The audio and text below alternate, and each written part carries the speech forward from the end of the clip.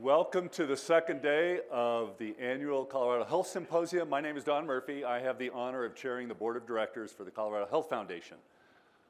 We will have a slide here with the names of our board members, but I have a little story about this graduating class. We have 6 board members who will be rotating off the board after 9 years.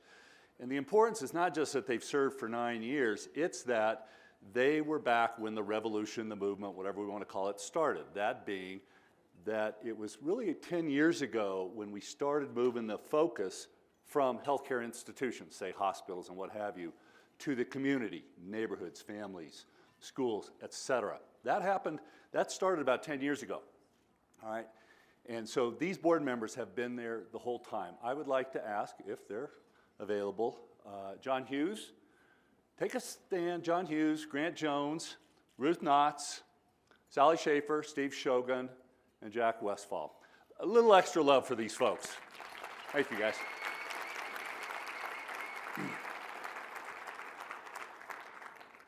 I'm going to ask a little take on our theme, and what I'm going to ask you to focus on is health is your business. By your, I mean you, the folks sitting here or out there in the ether world, social media. By business, I mean business. Enterprises where you have to bring in more money than you put out, all right?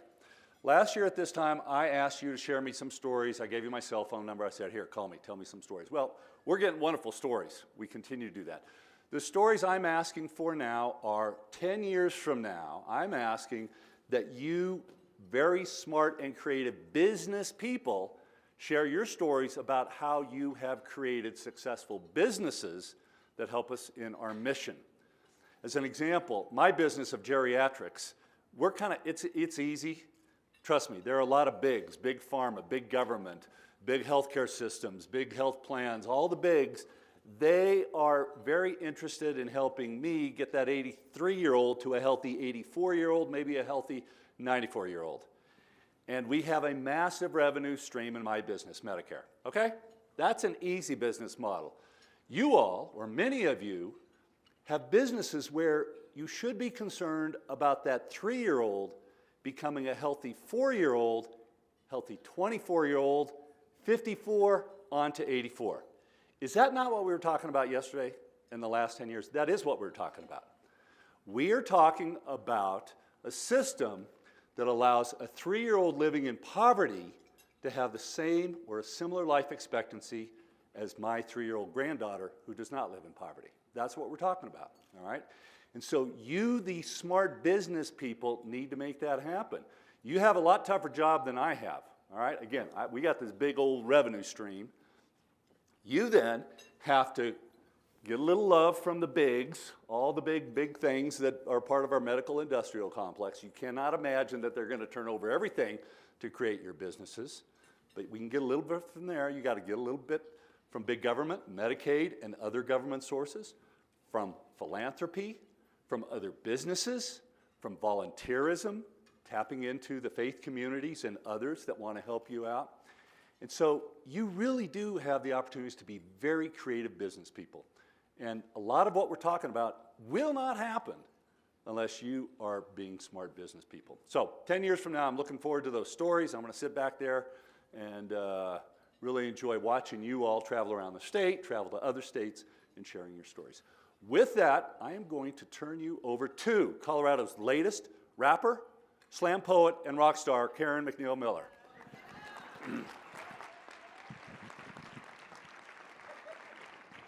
Thank you, sir. Well, good morning. If you missed any party yesterday, you missed some great stuff. I wish more of you could have been at the substance abuse panel last night because it was magnificent.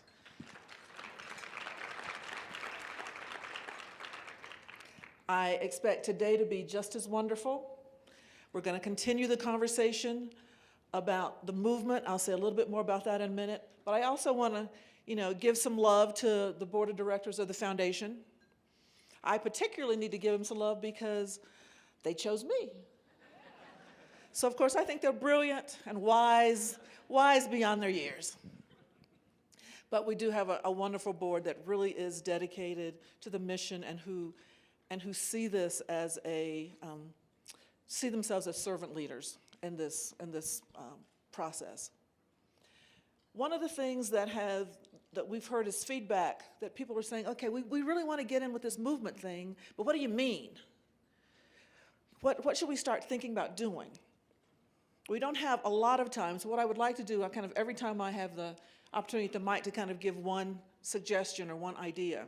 And I think as we listen, if we reflect back on some of the things we heard yesterday and the things to come today, there will be more ideas.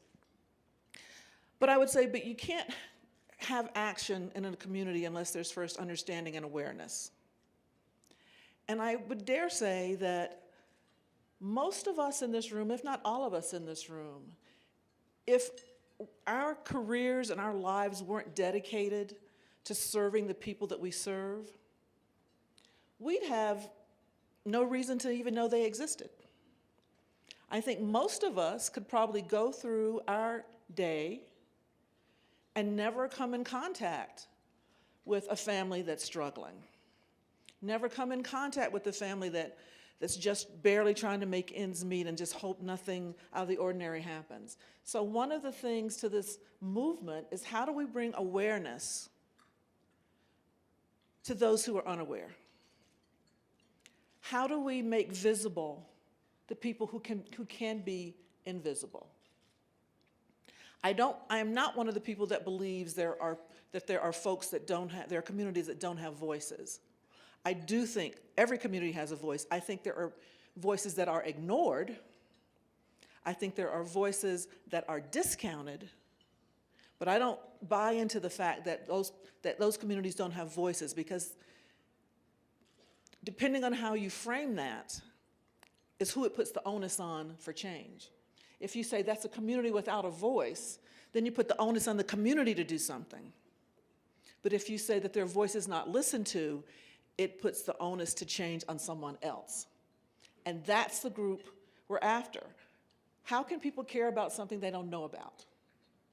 And so part of the movement is how do we bring forth awareness about the issues that are beyond data? How do we put it in context to our own lives? Just like Don said, how do we say to somebody, help somebody understand, my children have a very different life expectancy and life trajectory than some other kids in the neighborhood.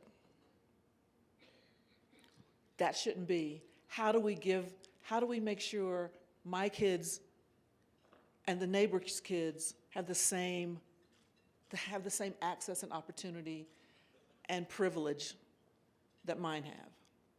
So that's part of the movement, is how do we get the understanding? We'll talk some more as the day goes on, and more tomorrow as well, because you'll get more of the examples. I think you get examples in the afternoon sessions. You're going to get some examples, I think, from this morning session. But let's always think about the action. For every idea you hear, let's figure out how to turn that idea into action. Make sense? You ready for another great day? All right. You ready for another great day? Okay. Don't make me have to bring the Flowbots back up here.